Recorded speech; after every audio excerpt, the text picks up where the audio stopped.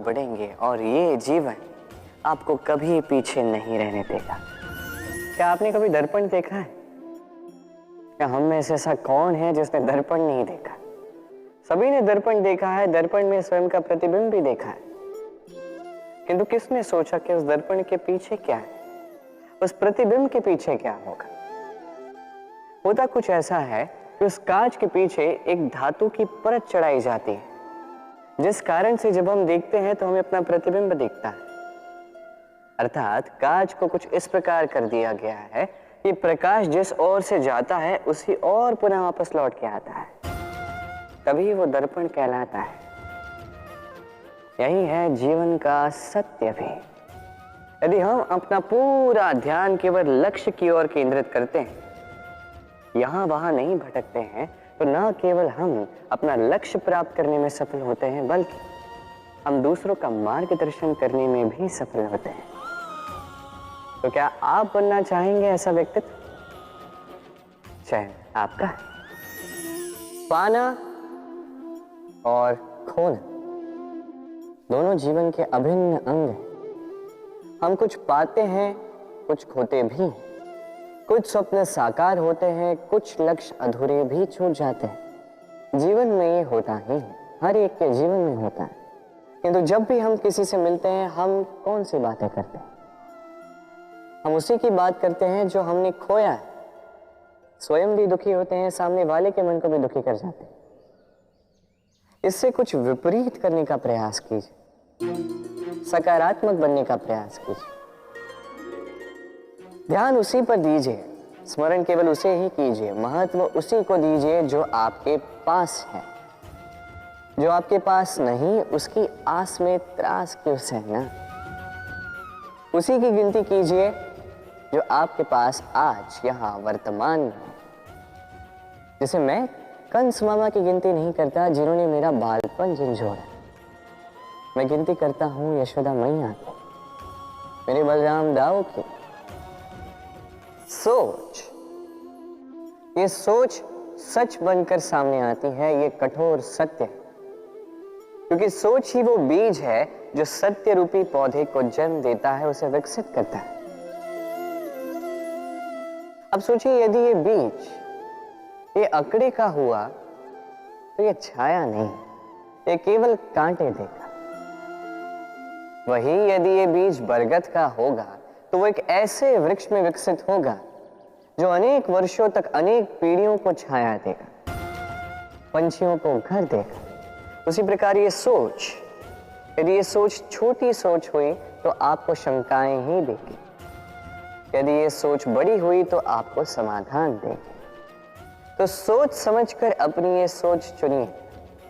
ये सोच आपको शंका भी दे सकती है, समाधान भी दे सकती है। क्या चुनेंगे आप? शंका या समाधान? छोटी सोच या बड़ी सोच? चयन आपका है। जीवन और मृत्यु दोनों जीवन के दो अटल सत्य हैं।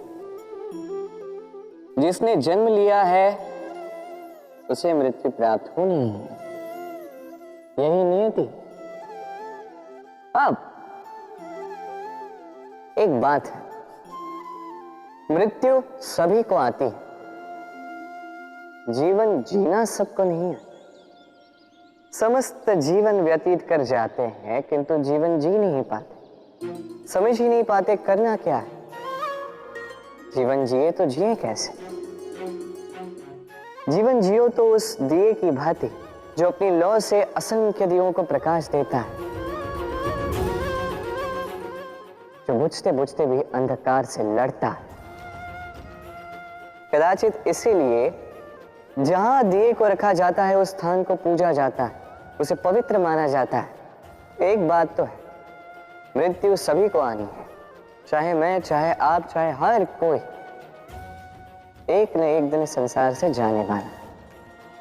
किंतु आपने इस जीवन में किया क्या, ये महत्व रखता है।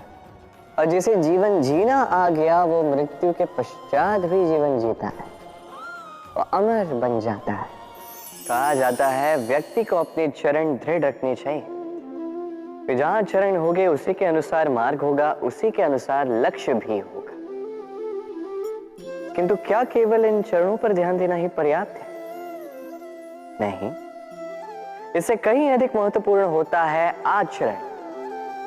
जैसा आपका आचरण होगा उसी दिशा में आपके चरण होंगे। यदि आपका आचरण उचित हुआ, श्रेष्ठ हुआ, तो देखिए आप पर्वत के शिखर पर भी पहुंच सकते हैं।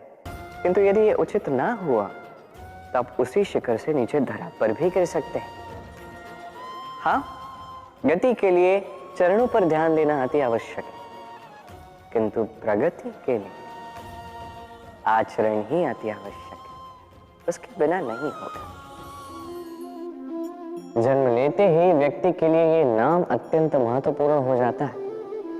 माता, पिता, पुरोहित सारे उन अक्षरों को ढूंढने लगते हैं जिससे आपका नाम आरंभ होगा। किंतु क्या केवल नाम और राशि के एक हो जाने से सब कुछ ठीक हो जाता है?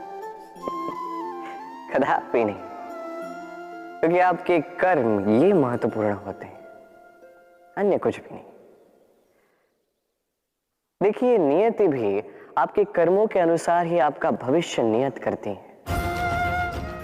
यदि आपको उदाहरण दूं, सोचिए, एक है राम और एक है रावण।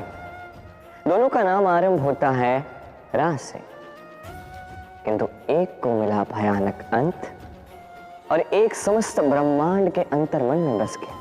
तो स्मरण रखिएगा, ये नाम नहीं, ये कर्म श्रेष्ठ है। यदि आपके कर्म श्रेष्ठ है तो आपका नाम कुछ ऐसा बनेगा कि संसार में कोई मिटा नहीं पाएगा।